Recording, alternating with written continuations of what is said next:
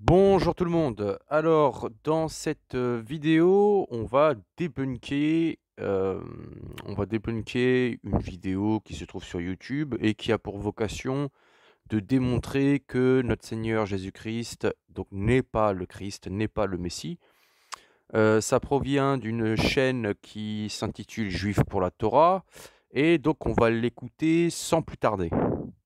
Shalom. Dans cette nouvelle réfutation, je vais me concentrer sur un verset du chapitre 53 d'Ésaïe. Bon, ce chapitre est celui qui est le plus mis en avant. Ce serait vraiment la preuve ultime de la messianité de Jésus. Dans ce chapitre, il est question d'un serviteur qui souffre, etc., appelé d'ailleurs le serviteur souffrant. Les missionnaires, du coup, et tout le christianisme d'ailleurs, ils voient un parallèle parfait avec les souffrances endurées par Jésus. Tout le monde connaît à peu près l'histoire, tout le monde a vu les films d'Hollywood avec les méchants juifs qui insultent, etc. Bon, il y a beaucoup à dire sur ces points, ce sera dans d'autres vidéos avec l'aide d'Hachem. Ici, je vais me concentrer sur un seul verset. Alors pourquoi qu'un seul verset? Pourquoi celui-là? Parce que les chrétiens présentent ce chapitre comme correspondant parfaitement avec le vécu de Jésus. Et que ce verset en particulier vient prouver quelque chose d'extraordinaire. En fait, ce verset, il apporte un point totalement contraire à ce qu'a vécu Jésus. On va voir ça tout de suite. Tout le long du chapitre 53 d'Ésaïe, il est rapporté la souffrance de ce serviteur. Des points précis mis en rapport avec Jésus, bien sûr. La réfutation la plus simple est de dire que ce chapitre ne concerne pas Jésus, mais Israël, pas un personnage, mais Israël en tant que peuple regroupé dans l'idée d'une personne, enfin.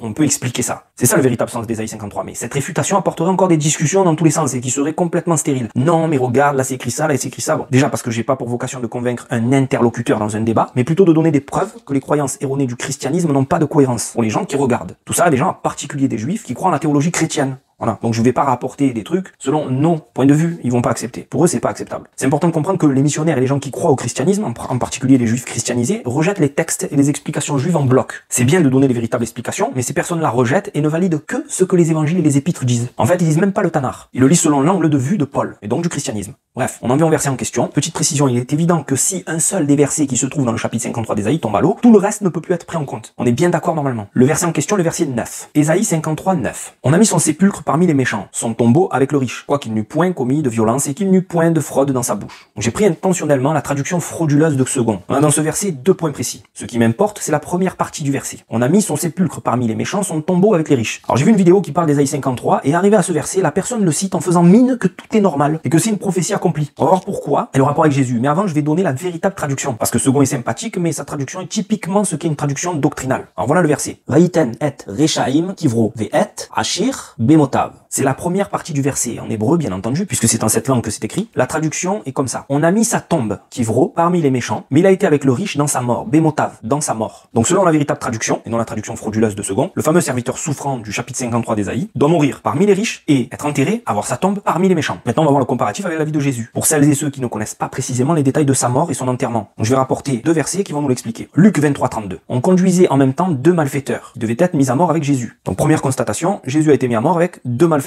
Donc il fut dans sa mort avec les méchants. Matthieu 27, du verset 57 au verset 60. Verset 57, le soir étant venu, arriva un homme riche d'Arimathée, nommé Joseph, lequel était aussi disciple de Jésus. Verset 58, il se rendit vers Pilate et demanda le corps de Jésus. Et Pilate ordonna de le remettre. Verset 59, Joseph prit le corps, l'enveloppa d'un linceul blanc. Verset 60, et le déposa dans un sépulcre neuf, qu'il s'était fait tailler dans le roc. Puis il roula une grande pierre à l'entrée du sépulcre et il s'en alla. Ici on constate qu'un riche homme d'Arimathée, le fameux Joseph d'Arimathée, a récupéré le corps de Jésus et l'a enterré dans son sépulcre neuf. Donc, dans toute logique, parmi les riches. Joseph allait pas se faire enterrer parmi d'autres personnes que des riches. Dans un cimetière de riches, quoi. Donc, qu'est-ce qu'on a là? Deux versets qui nous expliquent quoi? Jésus a été avec des voleurs, des impies, des méchants, dans sa mort. Donc, au moment de sa mort. Et on l'a mis sa tombe parmi les riches. Le on est intéressant aussi. Joseph l'a mis dans la tombe, dans sa tombe de riche. Que nous dit la prophétie donc sur le serviteur souffrant dans Ésaïe 53? Que le serviteur aura sa tombe parmi les méchants, les impies, et qui sera dans sa mort, qu'il mourra avec les riches. Ce qui est tout le contraire de ce que Jésus a vécu. Ce qui a été rapporté dans les versets que je vous ai cités. Alors, je suis assez intéressé de savoir comment les missionnaires et les chrétiens de manière générale arrivent à comprendre autre chose que ce que les versets disent. Bien sûr, les traductions erronées portées par des bibles chrétiennes depuis des siècles permettent ce genre d'erreur. Mais maintenant que vous avez la véritable traduction, il ne tient qu'à vous de remettre les choses à leur place. Je vous renvoie à mon livre disponible sur Amazon, au format broché Kindle, où il est question de ce passage, mais aussi de tout le chapitre et bien d'autres réfutations. Merci d'avoir écouté cette réfutation jusqu'au bout. N'oubliez pas d'aimer, de partager et de vous abonner à la chaîne. Kol Tov.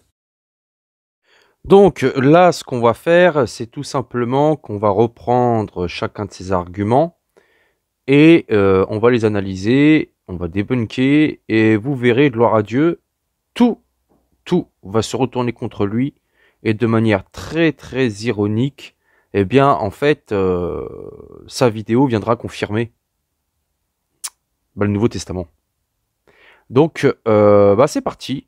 Premier argument, écoutons-le.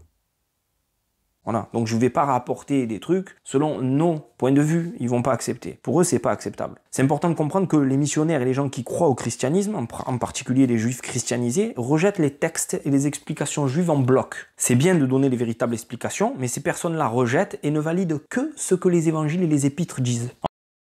Alors, l'argument consistant à dire oui, les juifs qui se sont convertis à la foi chrétienne ne prennent pas nos sources, donc ça sert à rien d'utiliser nos sources, etc. pour leur expliquer blablabla, donc on va aller vers le Nouveau Testament. Bah, c'est un non-sens complet parce que en sens inverse, il est évident que vos sources ne sont d'aucune autorité pour nous, comme nos sources ne sont pas d'autorité pour vous. Par contre, si vous voulez nous convaincre, évidemment que vous n'allez pas vous appuyer sur vos autorités puisqu'elles ne sont pas pour nous. Par contre, il est évident, dans une perspective dialectique, que vous allez vous reposer sur nos sources, nos autorités, pour essayer de nous convaincre. Donc, en sens inverse, par rapport à Ésaïe 53:9, si nous utilisons vos sources pour vous réfuter, vous devrez vous y conformer de la même manière que vous avez voulu démontrer, à partir des passages du Nouveau Testament, que Jésus n'est pas le Messie. Eh bien, on va utiliser vos sources sur Ésaïe 53:9 pour montrer que Jésus est le Messie. Ésaïe 53:9. On a mis son sépulcre parmi les méchants, son tombeau avec le riche, quoiqu'il n'eût point commis de violence et qu'il n'eût point de fraude dans sa bouche. J'ai pris intentionnellement la traduction frauduleuse de Second. Donc là, il vient de nous dire que la traduction de Louis II, traduisant le passage donc et son tombeau avec le riche, est donc une traduction frauduleuse. Ce sont les termes qu'il a employés. Eh bien, lorsque je vais dans la Bible du rabbinat, d'accord, de traduction hébreu-français, traduction faite par le rabbinat français, voici ce qu'on lit au verset 9 du chapitre 53 du prophète Ésaïe. « On a mis sa sépulcre avec celle des impies, son tombeau avec celui des mauvais riches, quoiqu'il n'eût fait aucun mal et qu'il n'y eût jamais de fraude dans sa bouche. » Doit-on conclure de ce fait que le rabbinat français a entrepris une traduction frauduleuse? Le verset en question, le verset 9. Ésaïe 53:9. On a mis son sépulcre parmi les méchants, son tombeau avec le riche, quoiqu'il n'eût point commis de violence et qu'il n'eût point de fraude dans sa bouche. J'ai pris intentionnellement la traduction frauduleuse de Second. On a dans ce verset deux points précis. Ce qui m'importe, c'est la première partie du verset. On a mis son sépulcre parmi les méchants, son tombeau avec les riches. Alors j'ai vu une vidéo qui parle d'Ésaïe 53 et arrivé à ce verset, la personne le cite en faisant mine que tout est normal et que c'est une prophétie accomplie. On va voir pourquoi et le rapport avec Jésus. Mais avant, je vais donner la véritable traduction. Parce que Second est sympathique, mais sa traduction est typiquement ce qu'est une traduction doctrinale. Alors, donc là, on va écouter son prochain argument. Donc, on va accélérer un tout petit peu plus sa vidéo, d'accord, pour gagner un peu de temps, sans pour autant supprimer les arguments. Donc, on va accélérer un tout petit peu la vidéo. Et puis, on va argumenter comme il se doit, avec leur source. Allez, à tout de suite. je vais donner la véritable traduction. Parce que Second est sympathique, mais sa traduction est typiquement ce qu'est une traduction doctrinale. Alors voilà le verset. Vaïten et Rechaim kivro ve et Ashir bemotav. C'est la première partie du verset, en hébreu bien entendu, puisque c'est en cette langue que c'est écrit. La traduction est comme ça. On a mis sa tombe, kivro, parmi les méchants, mais il a été avec le riche dans sa mort, bemotav, dans sa mort. Alors, ce qui est paradoxal, c'est qu'en voulant corriger Louis II, notre ami fait lui-même une erreur, puisque ici il dit, il veut traduire par « en sa mort », avec le riche « en sa mort ». Or, le texte massorétique parle ici de la mort au pluriel. Donc, littéralement, une bonne traduction, la véritable traduction, serait plutôt « et avec le riche en ses morts ». Et c'est d'ailleurs tellement vrai que Rashi, qu'on verra par la suite, et David Kimchi ont utilisé ce pluriel comme preuve, comme quoi le serviteur souffrant d'Ésaïe 53 serait le peuple d'Israël, puisque ici il serait question de plusieurs morts, donc de plusieurs individus. Donc là, notre ami a lui-même fait une bourde dans sa traduction, donc on pourrait dire qu'il a fait une traduction frauduleuse. Alors nous, en sens inverse, on va montrer que eux, de leur côté, font des traductions doctrinales. Par exemple, en 11 et 11.9, qu'ils utilisent pour démontrer, selon eux, que Dieu ne peut pas être un homme, hein, visant à réfuter l'incarnation de Dieu. Ils vont utiliser Osée chapitre 11, verset 9, où on lit « Je n'agirai pas selon mon ardente colère, je renonce à détruire Éphraïm, car je suis Dieu et non pas un homme. El, Anoki, Uelo, Ish. Je suis le saint au milieu de toi, je ne viendrai pas avec colère. » Ici, on a le terme Ish, homme, un humain, d'accord, qui est utilisé pour dire « je suis Dieu et non pas un homme ». El, Anoki, Uelo, Ish. Et là, ils le prennent au sens littéral pour nous réfuter. Très bien. Par contre, allons en Exode chapitre 15, verset 3, où on lit « Yahvé est un homme de guerre, Yahvé est son nom. Yahvé est un homme de guerre, se dit Ish Mil'ama. Ish Mil'ama. » Comme on le voit dans les deux versets, le terme Ish est employé. Seulement voilà, lorsque vous allez dans les explications de Rashi, sur Exode chapitre 15, verset 3, voici ce qu'on lit. « L'Éternel est un homme de guerre. » Et là, il traduit par « le maître des guerres ». Et lorsque vous allez sur le site Shabbat, on a une petite glose qui nous explique pourquoi le Ish, homme, a été changé en maître. On nous dit le maître, le Seigneur est un maître de guerre, ce qui est littéralement un homme de guerre qui est inapproprié en référence à la déité. Par conséquent, Rashi rend maître de guerre. Donc là, c'est par pur présupposé doctrinal qu'ils vont faire un changement dans la traduction.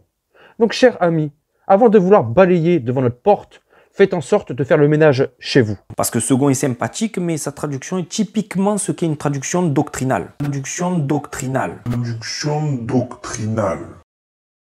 Bien, maintenant on a vu, bon, la question de la traduction, bon, on a vu que c'était du n'importe quoi, bon, bref.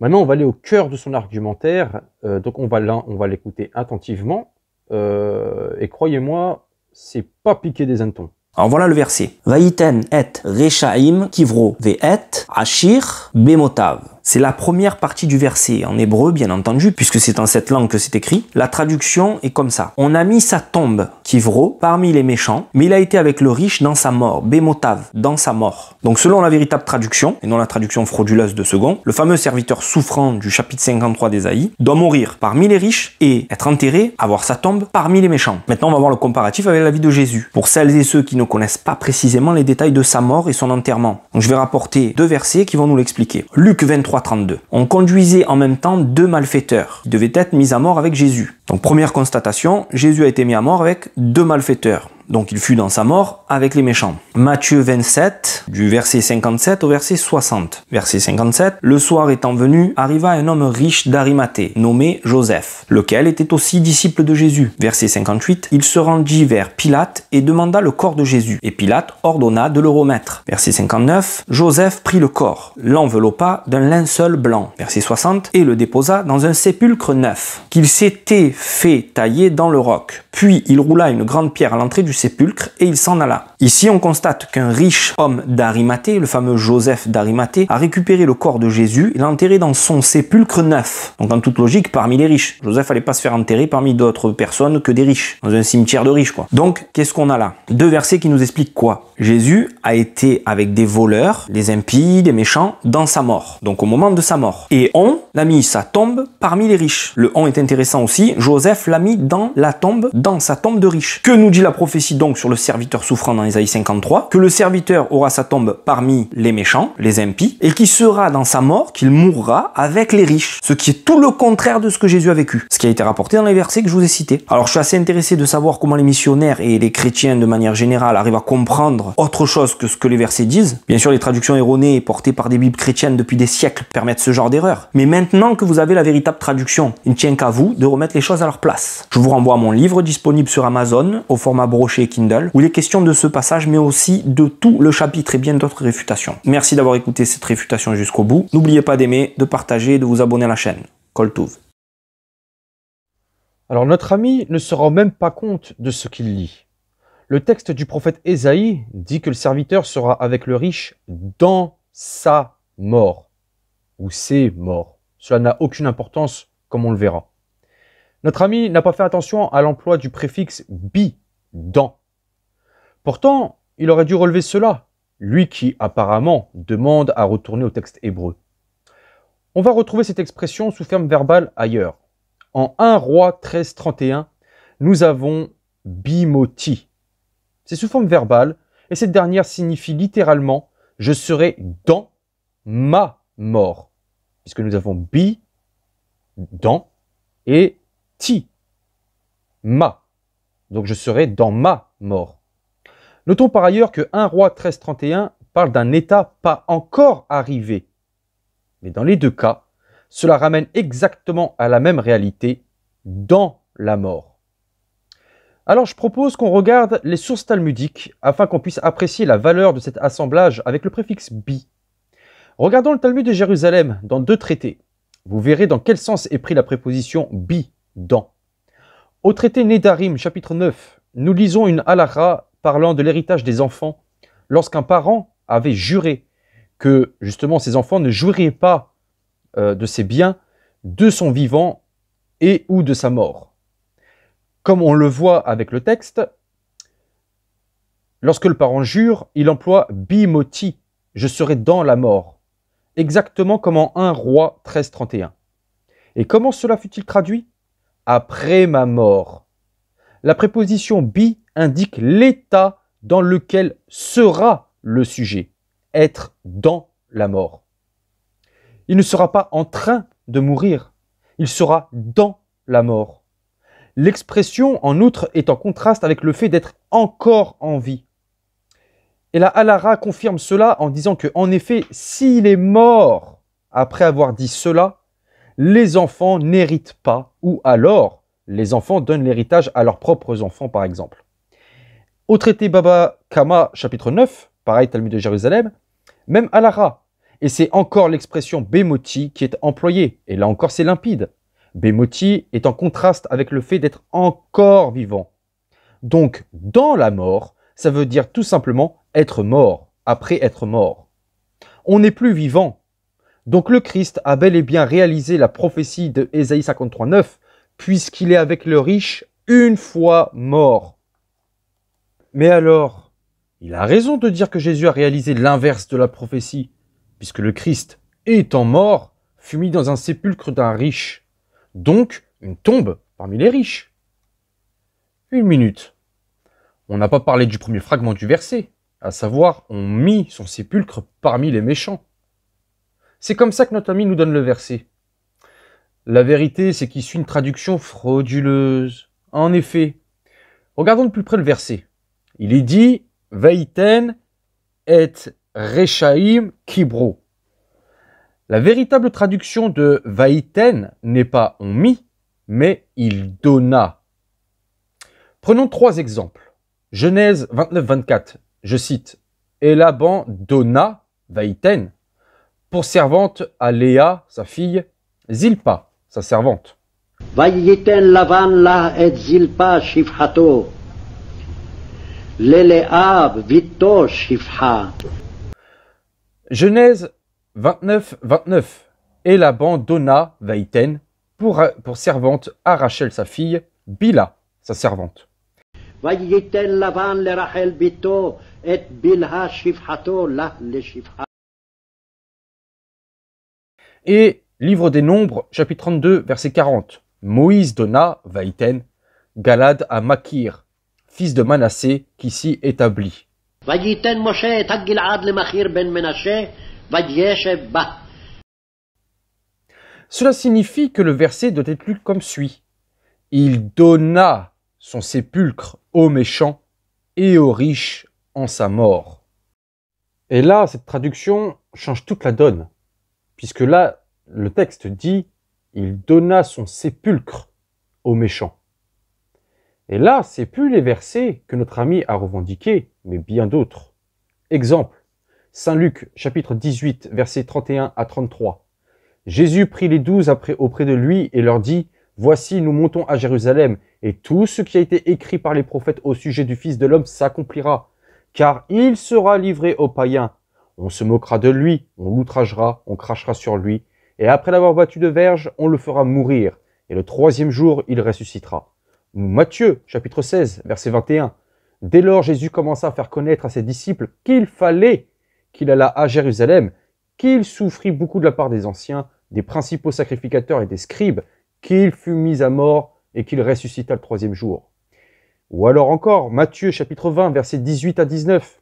Voici, nous montons à Jérusalem, et le Fils de l'homme sera livré aux principaux sacrificateurs et aux scribes. Ils le condamneront à mort, ils le livreront aux païens, pour qu'ils se moquent de lui, le battent de verge et le crucifient. Et le troisième jour, il ressuscitera. Ou alors encore, Matthieu chapitre 26, versets 45, puis 48 à 54. Voici l'heure est proche, et le Fils de l'homme est livré aux mains des pécheurs. Celui qui le livrait leur avait donné ce signe. Celui que je baiserai, c'est lui, saisissez-le. Aussitôt s'approchant de Jésus, il dit « Salut, Rabbi !» et il le baisa. Jésus lui dit « Mon ami, ce que tu es venu faire, fais-le. » Alors ces gens s'avancèrent, mit la main sur Jésus et le saisirent. Et voici un de ceux qui étaient avec Jésus étendit la main et tira son épée. Il frappa le serviteur du souverain sacrificateur et lui emporta l'oreille. Alors Jésus lui dit « Remets ton épée à sa place, car tous ceux qui prendront l'épée périront par l'épée. Penses-tu que je ne puisse pas invoquer mon Père qui me donnerait un instant plus de 12 légions d'anges? Comment donc s'accompliraient les Écritures, d'après lesquelles il doit en être ainsi ?» On a aussi Matthieu, chapitre 20, verset 28, ou Marc, chapitre 10, verset 45. C'est ainsi que le Fils de l'homme est venu, non pour être servi, mais pour servir et donner sa vie, comme la rançon de plusieurs. On a encore Jean, chapitre 10, verset 17 à 18. Le Père m'aime parce que je donne ma vie afin de la reprendre. Personne ne me l'ôte, mais je la donne de moi-même. J'ai le pouvoir de la donner et j'ai le pouvoir de la reprendre. Tel est l'ordre que j'ai reçu de mon Père. On a encore plein d'autres versets, par exemple 1 Timothée chapitre 2 versets 5 et 6. Car il n'y a qu'un seul Dieu et aussi un seul médiateur entre Dieu et les hommes, Jésus-Christ homme, qui s'est donné lui-même en rançon pour tous. Tout cela traduit parfaitement le texte du prophète Ésaïe chapitre 53 verset 9. Il donna son sépulcre aux méchants. Alors, là on va me dire, oui mais Clément, là ça n'engage que toi. Alors, moi je vais invoquer Rachi, qui est une grande référence chez eux. Et regardez bien ce qu'il dit, gloire à Dieu. Voici comment il lit le verset. Et il donna son tombeau aux méchants. Donc déjà, Rachi possède la même lecture que j'ai proposée. Et ensuite, voici comment il interprète. Regardez, gloire à Dieu. Il se soumit à être enterré selon tout ce que les méchants des païens décréteraient sur lui, réalisé dans notre Seigneur Jésus-Christ avec flagellation et crucifixion.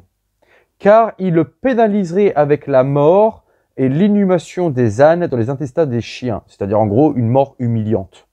C'est ce qui s'est passé avec la crucifixion. Gloire à Dieu. Ensuite, il précise sur « aux méchants ». Quand il dit « il donna son sépulcre aux méchants ». Aux méchants, il dit « selon la volonté des méchants, il était disposé à être enterré et il ne renierait pas le Dieu vivant. » Gloire à Dieu, c'est ce qui s'est passé. Gloire à Dieu. Et ensuite, il précise « et aux riches avec ces sortes de morts, il dit « et à la volonté du dirigeant, il s'est soumis à toutes sortes de morts qu'il a décrétées sur lui parce qu'il ne voulait pas accepter le refus de la Torah, de commettre le mal et de voler comme tous les païens. » Qu'est-ce que disait le Christ à Pilate? « Tu n'as aucun pouvoir sur moi, sauf celui qu'on t'a donné. » Gloire à Dieu. Donc, merci, cher ami, de nous avoir permis de démontrer la véracité du Nouveau Testament, puisque c'est exactement ce qui s'est passé. Et votre maître Rachi nous permet d'appuyer le Nouveau Testament, nous permet de mettre en valeur le Nouveau Testament et d'inviter les Juifs à lire le Nouveau Testament et de constater par eux-mêmes que c'est en effet exactement ce qui s'est passé. Donc, merci de nous avoir permis de démontrer que Jésus est bel et bien le Messie attendu dans les prophéties et par Israël. Pax et gratia.